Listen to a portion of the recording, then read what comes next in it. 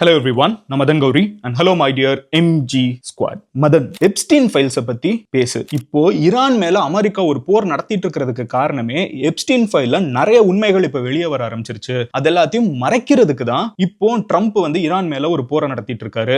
ஏன்னா இந்த போர் ஆரம்பிச்சு ஒரே வாரத்துல நிறைய நியூஸ் வெளியே வந்துச்சு. அதுல ட்ரம்ப்பே எப்ஸ்டீன் ஃபைல்ஸ்ல டைரக்டா இன்வால்வ் ஆயிருக்காரு. அவரோட பேரே அதுல இருக்குது. அவரு இந்த தப்பெல்லாம் பண்ணியிருக்காருன்னு பாதிக்கப்பட்ட ஒரு பொண்ணு பேசின டாக்குமெண்ட்ஸே இருக்குது அப்படின்னு சொல்லிட்டு ஒரு பர்டிகுலர் கமெண்ட். ஓகேவா, நம்ம சேனல்ல நிறைய பேர் கமெண்ட் பண்றவங்க இது எதுக்கு அப்படின்னு யோசிக்கலாம். பட் இந்த வீடியோ அந்த ஒரு கமெண்ட்டுக்காக கண்டினியூஸா 3 மாசமா நம்ம சேனல்ல இந்த கமெண்ட் வந்து வந்துகிட்டே இருக்குது. அண்ட் இவங்க சொன்னதுனால தான் நானும் இதை போய் தேடி பார்க்கிறேன். ஆக்சுவலா உண்மை அதுதான். நம்ம எல்லாருமே வந்து எப்ஸ்டீன் ஃபைல் பத்தி பேசிட்டு இருந்தோம், வேர்ல்டு ஃபுல்லா பேசிட்டு இருந்தோம். கரெக்டா ஈரான் போர் வந்ததுக்கு அப்புறம் அதை பத்தி பேச ஆரம்பிச்சிட்டோம். நம்ம ஊர்ல இவ்வளவு பெரிய ஒரு பொலிட்டிக்கல் சார்ஜ்டு எலெக்ஷன் நடந்துச்சு. பட் எலெக்ஷன் கேம்பெயின் டயத்துல எலெக்ஷனுக்கு முன்னாடி நம்ம ஒரு வீடியோ பொலிட்டிக்கலா பேசல, நம்ம முழுக்க ஈரான் போற பத்தி தான் பேசிட்டு இருந்தோம். பிகாஸ் தட்ஸ் தி பிகர் ப்ராப்ளம்னு இந்த கமெண்ட்டுமே அதை தான் சொல்றாங்க. அண்ட் இந்த கமெண்ட் மட்டும் கிடையாது, இது ஒரு பெரிய தியரி. ஓகேவா, இன்டர்நெட்ல நிறைய பேர் இதை நம்புறாங்க. அமெரிக்கால 52% ஆஃப் தி பீப்பிள் வந்து 52% அமெரிக்காலேயே இந்த போரே வந்து எப்ஸ்டீன் ஃபைல்ஸ்ல இருந்து மக்களை திசை திருப்புறதுக்கு அப்படின்னு சொல்லி அவங்க நம்புறாங்க. காரணம், இதுல ட்ரம்போட பேர் டைரக்டா இன்வால்வ் ஆயிருக்கிறது. பில் கேட்ஸ், உலகத்துல இருக்கக்கூடிய மிகப்பெரிய முக்கியமான பணக்காரங்க, பில் கேட்ஸோட பேர் டைரக்டா இன்வால்வ் ஆயிருக்கிறது. பில் கிளின்டன், அமெரிக்கன் பிரசிடென்ட்டோட பேர் இதுல டைரக்டா இன்வால்வ் ஆயிருக்கிறது. இப்படி எல்லா பெரிய புள்ளிகளும் ஒரு கேஸ்ல சிக்கிறாங்க. அவங்க பேர் வந்துடக்கூடாதுன்னு தான் ஒரு போரையே இப்ப நடத்துறாங்கிறது தான் இந்த ஒரு கான்ஸ்பிரசி தியரி. இது உண்மையா இல்லையா அப்படிங்கறது தான் இன்னைக்கு வீடியோ நம்ம டீடைலா பார்க்க போறோம். பட் இந்த video is dedicated to that one comment. MG ஸ்குவாட்ல இருந்து அந்த ஒருத்தங்க கமெண்ட் போட்டுக்கிட்டே இருந்தீங்களா, this video is for you. And நீங்களும் இந்த கம்யூனிட்டியில இந்த மாதிரி நிறைய விஷயங்கள், பேசப்படாத விஷயங்கள், மீடியா மிஸ் பண்ற கூட விஷயங்களை நீங்க பக்காவா 10 நிமிஷத்துல தெரிஞ்சுக்கிறதுக்கு மதன் கௌரி சேனலை சப்ஸ்கிரைப் பண்ணி எம்ஜி ஸ்குவாட்ல சேருங்க. அப்போனா தான் நம்ம பேசுற இந்த மாதிரி கான்டென்ட்லாம் உங்களுக்கு யூடியூப் கரெக்டா சஜஸ்ட் பண்ணும். எனவே இப்போ முதல்ல இருந்தே வர ஆரம்பிச்சிருவோம். ஃபர்ஸ்ட் விஷயம் என்ன அப்படின்னு பாத்தீங்கன்னா, February 28 அன்னைக்கு அமெரிக்கா ஈரான் மேல ஒரு போரை டைரக்டா ஆரம்பிக்கிறாங்க. இதுல ஈரான் நாட்டோட சுப்ரீம் லீடர், ஓகேவா, இருக்கிறதுலே மிகப்பெரிய தலைவர் அவங்க தான். அவங்க வந்து இறந்து போறாங்க. அவ்வளவு பெரிய ஒரு தாக்குதல அமெரிக்கா டைரக்டா ஈரான் மேல நடத்துறாங்க. இவ்வளவு நாள் அது இஸ்ரேல் ஈரான் போர்ல வந்து அமெரிக்கா டைரக்டா வர்றாங்க. அப்பவே எல்லாருக்குமே ஒரு மிகப்பெரிய சந்தேகம், இந்த போருக்கும் அமெரிக்காவுக்கும் என்ன சம்பந்தம்? இது இஸ்ரேலுக்கும் ஈரானுக்கும் இருக்கிற போர் தானே. ஏன் ஈரானுக்கு எதிராக வந்து இஸ்ரேலுக்கு ஃபண்ட் பண்ணலாம்? இப்போ ஃபார் எக்ஸாம்பிள் ரஷ்யா உக்ரைன் போர்ல உக்ரைனுக்கு அமெரிக்கா சப்போர்ட் பண்றாங்க. அதுக்கு அமெரிக்கா உள்ள உண்மையிலேயே போய் ரஷ்யாவோட சண்டை போடுறாங்களா?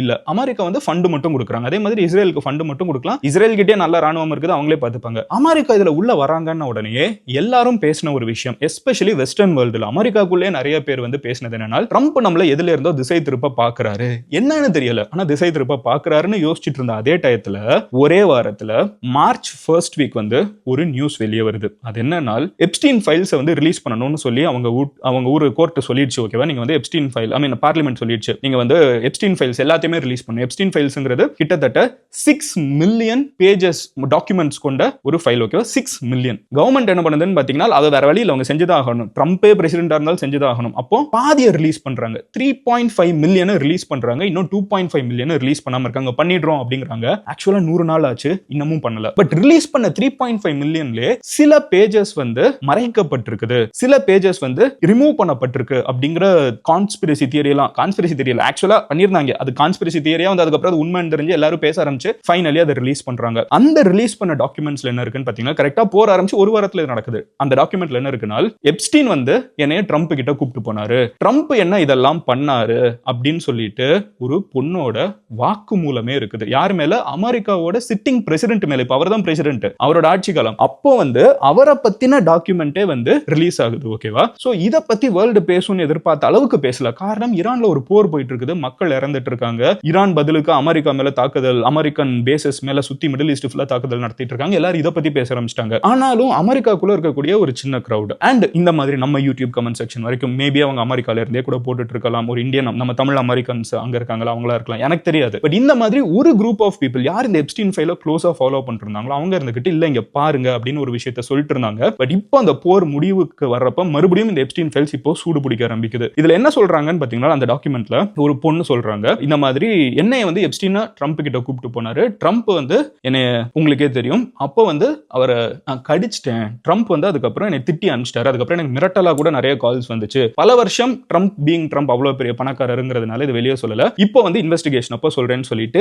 அந்த டாக்குமெண்ட்ஸ்ல இருக்குது. இப்போ இந்த டாக்குமெண்ட் எல்லாமே பொய் அப்படின்னு சொல்லிட்டு ட்ரம்போட சப்போர்ட் சொல்லிடுறாங்க. பட் இது ஒரு போர்ஷன். இது போக இன்னும் 2.5 மில்லியன் டாக்குமெண்ட்ஸ் வெளியே வரல. இதெல்லாமே சொல்ற சொல்றது தானே, இதுக்கு சாட்சி கிடையாது, பல வருஷத்துக்கு முன்னாடி நடந்தது. ட்ரம்போட சப்போர்ட்டர்ஸ் இதெல்லாம் பொய்யுங்கிறாங்க. இல்ல இது உண்மைன்னு சொல்லக்கூடிய ஒரு பஞ்ச் ஆஃப் பீப்புளும் இருக்காங்க. இது ஒரு விஷயம். இதுதான் வந்து இது இப்போ ஏன் இந்த போர் நடக்குதுங்கிறதுக்கு முக்கியமான ஒரு கேள்விக்குறி ஆரம்பிச்சிச்சு. இதுதான் அதுக்கு ரீசனான ஒரு கான்ஸ்பிரசி தியரி வர ஆரம்பிச்சது ஒரு விஷயம். அடுத்தது என்ன அப்படின்னு பாத்தீங்கன்னா, பில்கேட்ஸ் பேசின ஒரு விஷயம் மறுபடியும் அதிர்வலைகளை உருவாக்கி இருக்குது. பில்கேட்ஸ் என்ன சொல்றாரு அப்படின்னு பாத்தீங்கன்னா, அவருக்கு வந்து இன்னொரு பொண்ணை பிடிக்கும், அவங்க கூட அவர் இருந்திருக்காரு. ஒரு ரஷ்யன் ஒரு பொண்ணோட வந்து பில்கேட்ஸ் இருந்திருக்காரு. இந்த விஷயம் வந்து எப்ஸ்டீனுக்கு தெரியுமா? ஓகேவா, ஜெஃப்ரி எப்ஸ்டீனுக்கு இந்த விஷயம் தெரியும். எப்ஸ்டீனை விட்டு பில்கேட்ஸ் கொஞ்சம் கொஞ்சமா நகர்ந்து போகணும், வெளியே போகணும் இந்த சர்க்கிள்ல இருந்து அப்படின்னு நினைக்கிறப்போலாம் எப்ஸ்டீன் இந்த ஒரு விஷயம் தெரியும்ல, இந்த ஒரு விஷயம் அவரை பத்தி தெரியும்ல, அவருக்கு இன்னொரு பொண்ணோட கான்டாக்ட் இருக்குன்னு தெரியும்ல, இதை வந்து இன்டைரக்டா பிரஷர் பண்ணி பில்கேட்ஸை எப்ஸ்டீனுக்கு தேவையான ஃபண்ட் வாங்குறதுக்கு, ஓகேவா, லிட்டரலா அவரோட ஒரு தனிப்பட்ட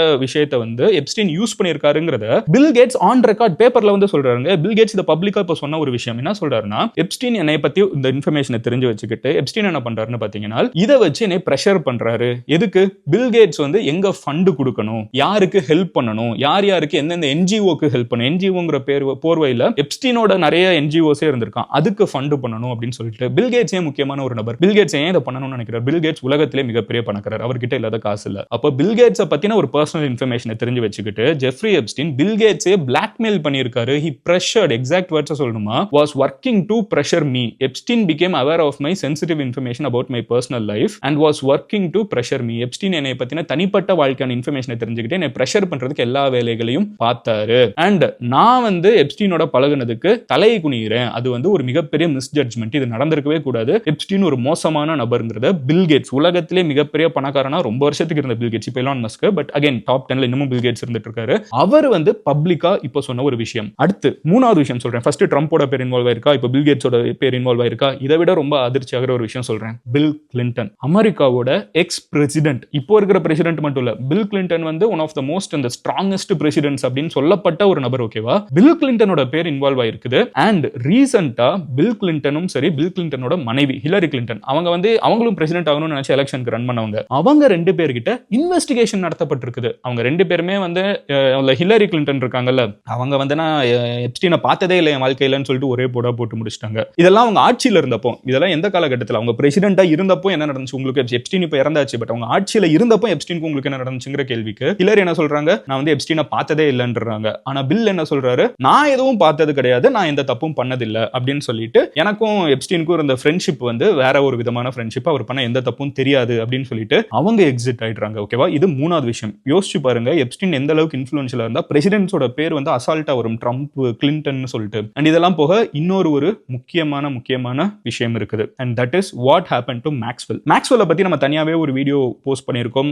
மேக்ஸ்வெல் யாருன்னு தெரியாதவங்க மதன் கௌரி ஸ்பேஸ் மேக்ஸ்வெல் அப்படின்னு சொல்லி யூடியூப்ல சர்ச் பண்ணி பாருங்க. மேக்ஸ்வெல்ங்கிறது எப்ஸ்டீனோட எக்ஸ் கேர்ள் ஃப்ரெண்ட், ஓகேவா. மேக்ஸ்வெல் இன்னும் உயிரோட இருக்காங்க. எப்ஸ்டீன் மர்மமான முறையில் ஜெயிலுக்குள்ள போனதுக்கு அப்புறம் இறந்து போயிட்டாரு. ஆனா மேக்ஸ்வெல் இன்னும் உயிரோட தான் இருக்காங்க. மேக்ஸ்வெல் வந்து இப்போ ரீசெண்டா ஒரு விஷயம் நடந்திருக்குது. அவங்க வந்து ஒரு ஸ்ட்ரிக்டான ஒரு பிரிசன்ல இருக்காங்க, ஜெயில இருக்காங்க, ஓகேவா. அந்த ஜெயில இருந்து, ஓகேவா, சில கவர்மெண்ட் அஃபீஷியல்ஸ்லாம் அவங்களை மீட் பண்ணதுக்கு அப்புறம் அவங்களை வந்து இந்த இன்வெஸ்டிகேஷன் போயிட்டு இருக்கு சம்பந்தமா மீட் பண்றாங்க. மீட் பண்ணி முடிச்ச உடனே இப்போ ப்ராபப்லி எப்ஸ்டீன் தான் வந்து யார் யார் இன்வால்வ் ஆயிருக்காங்க, யார் யார் என்னென்ன பண்ணாங்கன்னு தெரிஞ்ச முதல் நபர். கரெக்டா, அவர் இறந்துட்டாரு. அதுவும் எப்படி இறந்து போறாரு எப்ஸ்டீன்? மர்மமான முறையில் ஜெயில எந்த சிசிடிவியும் அன்னைக்கு ஒர்க் ஆகல, அன்னைக்கு யாருமே பார்க்கல, கார்ட்ஸ்லாம் தூங்கிட்டாங்க. கேட்கறதுக்கு நம்ம உலகத்துல வந்து இந்த சினிமால காமிக்கிற மாதிரி ஒரு கதையா தான் இருக்கும். இப்படி நடந்துருச்சுன்னு ஒரு கதையை சும்மா போடுவான், யார் கேட்க போறாங்கிற மாதிரி ஒரு கதையா தான் இருக்குது. அதை நம்ம இல்லைன்னு சொல்ல முடியாது. அதே மாதிரி எப்ஸ்டீனுக்கு அடுத்து எல்லா ரகசியங்களும் தெரிஞ்ச ரெண்டாவது பர்சன் யாரு? பேசிக்கா என்ன நடந்திருக்குது, உலகத்துல இருக்கிற நிறைய பணக்காரங்க, பவர்ஃபுல்லான பீப்புள் வந்து எப்ஸ்டீனோட டச்ல இருந்திருக்காங்கன்னு தெரியுதே தவிர அவங்க இதுதான் பண்ணாங்கன்னு சொல்றதுக்கான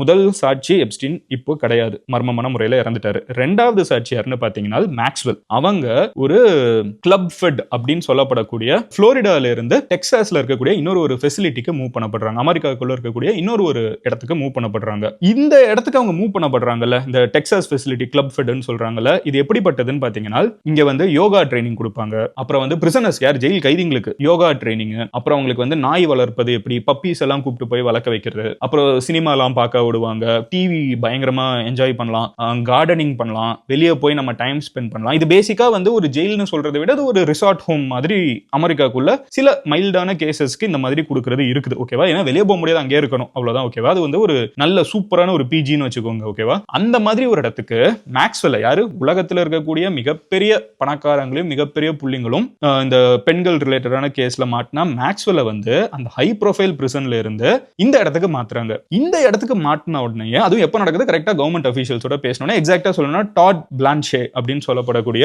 ஒருத்தரோட பேசினதுக்கு அப்புறம். இவர் யாரு? ட்ரம்ப் வந்து ஒரு மிகப்பெரிய ஜென்டில்மேன் அப்படின்னு சொல்லிட்டு மேக்ஸ்வெல் வந்து இந்த டாட் பிளான்ஷே கிட்ட சொல்லியிருக்காங்க. பிளான்ஷேவா பிளாங்கேவா தெரியல, நீங்க சொல்லுங்க. டாட் பிளாங்கேங்கிறவர் யாருன்னு பாத்தீங்கன்னா ட்ரம்போட அடுத்த நாமினியாவே இருக்காரு ஒரு மிகப்பெரிய பதவிக்கு, ஓகேவா, இந்த ஜுடிஷியரி சிஸ்டம்குள்ளேயே. அப்போ ட்ரம்ப் வந்து பேர் அடிபடுது, ஒரு போர் நடக்குது. போர் நடக்கிற ப்ராசஸ்ல வந்து பில்கேட்ஸ் வந்து அதுக்கிட்ட டிஸ்டன்ஸ் ஆகிக்கிறாரு, அவர் மோசமான ஆள்பா அப்படின்றாரு. கிளின்டன் வந்து மோசமான ஆள்னு எனக்கு தெரியாமலே நான் பழகிட்டேன்ட்டு போயிடுறாரு. இப்போ பாக்கி இருக்கிற பெரிய புள்ளி ட்ரம்ப்பை வந்து இன்னொன்னு இருக்கிற இந்த ஃபைல்ஸ்ல வந்து ட்ரம்ப் மோசமானவர்னு சொன்னாலும், அதுக்கு ஒரு ஃபைல்லாம் இருந்தாலும், ஒருத்தங்க விட்னஸா சொன்னாலும், முதல்ல அந்த ஃபைல் காணாம போகுது. ஃபைல் காணாம போகுதுன்னு குறைகள் எடுத்த உடனே பயங்கரமா பேச ஆரம்பிச்சோன்னு அடுத்த நாள் அந்த ஃபைல் ரிலீஸ் ஆகுது. இன்னும் 2.5 மில்லியன் பேஜஸ் வந்து இருக்குது, அது இன்னும் பப்ளிக்கே வரல. அந்த பேஜஸ்க்குள்ள இன்னும் ட்ரம்ப் மேல நிறைய சாட்சிகள் இருக்குங்கிறாங்க. சோ இந்த நேரத்துல கரெக்டா அது 100 நாள் கழிச்சு இப்போ என்ன வருது, ட்ரம்ப் வந்து ரொம்ப நல்லவர் அப்படின்னு யார் சொல்றாங்க? மேக்ஸ்வெல் அவரோட எக்ஸ் கேர்ள் ஃப்ரெண்ட் என்ன சொல்றாங்க? ட்ரம்ப் இஸ் a gentleman அப்படின்னு சொல்றாங்க. அண்ட் ட்ரம்ப் பேசிக்கா ட்ரம்ப் இஸ் a gentleman, இவங்க சொன்ன சாட்சி எல்லாம் தப்பு. ட்ரம்ப் வந்து ரொம்ப நேர்மையான மனிதர்னு இதுல இன்வால்வ் ஆன எப்ஸ்டீனோட எக்ஸ் கேர்ள் ஃப்ரெண்டே சொல்லிட்டாங்கன்னா அது எவ்வளவு பெரிய நியூஸ். அது சொல்லி முடிச்ச உடனே என்ன ஆகுது, அவங்க இவ்வளவு நாள் இருந்த ஸ்ட்ரிக்டான பிரிசன்ல இருந்து ரொம்ப ஒரு வெக்கேஷன் ஹோம் மாதிரி ஒரு இடத்துக்கு மாற்றப்படுறாங்க. அதுவும் எங்க, புளோரிடால இருந்து அவங்க டெக்சாஸ்க்கு மாற்றப்படுறாங்க. இந்த ஒரு விஷயம் தான் வந்து மறுபடியும் எப்படி இதுக்கெல்லாம் வந்து பேசின நடுவில் இருக்கக்கூடிய அந்த நபர் வந்து ஜுடிஷியரி சிஸ்டம்ல அடுத்து ஒரு பெரிய போஸ்ட்டுக்கு வேற வந்து நாமினேட் பண்றாங்க. அதை பண்றதே யாருன்னு பாத்தீங்கன்னா ட்ரம்ப் தான். சோ இப்போ ட்ரம்ப் வந்து ஈவென்ச்சுவலி 100 நாளுக்கு ஒரு பெரிய கேஸ் நடக்குது. அதுல நிறைய பெரிய புள்ளிகள் சிக்கிறாங்க. உலகமே அதை பத்தி பேசுது. அமெரிக்கா மட்டும் இல்ல, உலகமே அதை பத்தி பேசுது. அப்போ ஒரு போர் நடக்குது, எல்லாரும் உலகத்துல இருந்து அந்த போருக்கு போயிடுறாங்க. நான் சொல்றேன்ல, நம்ம சேனல்ல நம்ம வந்து எப்போ எலெக்ஷனை பத்தி, நீங்க சும்மா நம்ம சேனல் எதுவுமே நம்ம சும்மா சொல்ல முடியாது. யூ கேன் ஜஸ்ட் ஸ்க்ரால், நீங்களே போய் பாத்தீங்கன்னா தெரியும். ரிசல்ட் அன்னைக்கு நம்ம பாலிடிக்ஸ் பேசணும். எலெக்ஷனுக்கு ஒரு நாள் முன்னாடி எல்லாரும் ஓட்டு போட போங்கன்னு சொன்னது தவிர மறுபடியும் நம்ம ஈரான் போருக்கு போயிட்டோம். அது ரொம்ப பெருசு. நான் சொன்ன மாதிரி கேம் ஆஃப் த்ரோன்ஸ்ல வர ஒயிட் வாக்கர்ஸ் மாதிரி அவங்க தான் இருக்கிறதுலே பெரிய கொடூரமான பிரச்சனை வந்து போர் தான். ஏன்னா ஒருவேளை இந்த போர் வந்து இப்போ ஓரளவுக்கு சுமூகமா முடிகிற ஜோனுக்கு போயிருக்குது. இது முடியலன்னு வச்சுக்கோங்களேன், 1 கோடி சொந்தங்கள், நம்மளோட தொப்புள் கொடை உறவுகள் அத்தனை பேர் அங்க இருக்காங்க, மிடில் ஈஸ்ட்ல இருக்காங்க. நம்ம தமிழர்கள், நம்ம பிரதர்ஸ் அண்ட் சிஸ்டர்ஸ் அத்தனை பேர் அங்க இருக்காங்க. பெரிய பிரச்சனை. அண்ட் இங்க அங்க போர் நடக்குது, நம்ம ஊர்ல பெட்ரோல் டீசல் விலை, யார் ஆட்சிக்கு வந்தாலும் பெட்ரோல் டீசல் விலை ஏறுறது இதெல்லாம் it's a much bigger problem. ஓகேவா, நல்ல வேலைக்கு அவ்வளோ பெருசா போகல, பட் அதுக்கு தான் நம்ம ஃபோக்கஸ் கொடுத்து பேசிட்டு இருந்தோம். நம்ம தமிழ்நாட்டில் இருக்கிற ஒரு யூடியூப் சேனல், நம்மளே வந்து எலெக்ஷன் டயத்தில் தமிழ்நாடு பாலிடிக்ஸ் பேச முடியல. நீங்க நல்லா பாத்தீங்கன்னா February வரைக்கும் பேசினா இந்த போர் ஆரம்பிச்சோம்னா அங்கே போயிட்டோம். அதுக்கப்புறம் நம்ம எலெக்ஷன் முடிஞ்சதுக்கப்புறம் ரிசல்ட் அன்னைக்கு தான் நம்ம பேசணும். இதுக்கு நடுவில் நம்மளால பேசவே முடியல, பிகாஸ் அந்த அளவுக்கு அந்த போர் பெருசா இருந்துச்சு. இப்போ நம்ம ஊர்லயே நம்மளை இப்படி பாதிச்சுச்சுன்னா இந்த போர் அமெரிக்காவில் எவ்வளவு பாதிச்சிருக்கு? ஏன்னா அந்த போர்ல இன்வால்வ் ஆனதே அவங்க தான். மிடில் ஈஸ்ட்ல எவ்வளவு பெருசா பாதிச்சிச்சு, மற்ற கண்ட்ரீஸ்ல எப்படி பாதிச்சிச்சு? எல்லாருமே பெட்ரோல் டீசல் பத்தி பேச ஆரம்பிச்சிட்டாங்களே, விலைவாசியை பத்தி பேச ஆரம்பிச்சிட்டாங்க. யாருமே எப்ஸ்டீனை பத்தி பேசல, எல்லாரும் மறந்துட்டாங்களே. அப்போ கரெக்டா அதெல்லாம் முடிஞ்சு எப்ஸ்டீனை பத்தி பாக்குறப்போ மேக்ஸ்வெல் யாரு இருக்கிறதுலே எப்ஸ்டீனோட எக்ஸ் கேர்ள் ஃப்ரெண்ட் என்ன சொல்றாங்க, ட்ரம்ப் ரொம்ப நல்லவர் அப்படின்னு சொல்லி முடிக்கிறாங்க. அவங்க ஒரு பெட்டரான இடத்துக்கு மூவ் பண்ணப்படுறாங்க. இதெல்லாம் கோ இன்சிடென்ட்ஸ், இதுக்கும் எந்த அஜெண்டாவும் கிடையாது அப்படின்னு சொல்லிட்டு ட்ரம்போட சப்போர்ட்டர் சொல்றாங்க. இல்ல, இதெல்லாம் ப்ராப்பர் பிளான்டுங்க அப்படின்னு சொல்லிட்டு இது ட்ரம்ப் அப்போஸ் பண்றவங்க அமெரிக்காக்குள்ளே இருப்பாங்க. அவங்க சொல்றாங்க, என்ன சொன்ன மாதிரி இதுக்கு முன்னாடி வந்த ஒரு போல்ல அமெரிக்காக்குள்ள இருக்கிறவங்களே 52% ஆஃப் த பீப்பிள் இந்த போர் நடக்கிறதே ட்ரம்போட பேரை இந்த கேஸ்ல இருந்து தப்பிக்க வைக்கிறதுக்கு தான் சொல்றாங்க. எனிவே அப்படி நம்புறாங்க, அவங்க அப்படி நம்புறாங்க அந்த போல்ல. பட் எனிவே இது வந்து இதோட முடியறது மட்டும் கிடையாது. எப்ஸ்டீனை பத்தி நம்ம சேனல்ல அந்த ஒருத்தங்க ரெலன்ட்லெஸ்ஸா அதை கேட்கறப்ப நம்மளுக்கு பேசணும்னு தோணுது இல்ல, அவங்க மறுபடியும் கேட்டப்ப கண்டிப்பா அதை அட்ரஸ் பண்ணணும்னு தோணுச்சு. அதனால தான் இந்த வீடியோ. பட் மீதி பார்த்துட்டு இருக்கவங்க உண்மையிலே நம்ம எப்ஸ்டீனை பத்தின இந்த கேஸை ஃபாலோ பண்ணணும்னு நினைக்கிறீங்களா? Because it's huge. நம்ம நினைச்சு கூட பார்க்க முடியறதை விட பெரிய விஷயம். ஏன்னா 2.5 மில்லியன் பேஜஸ் இன்னும் ரிலீஸ் ஆகலங்க,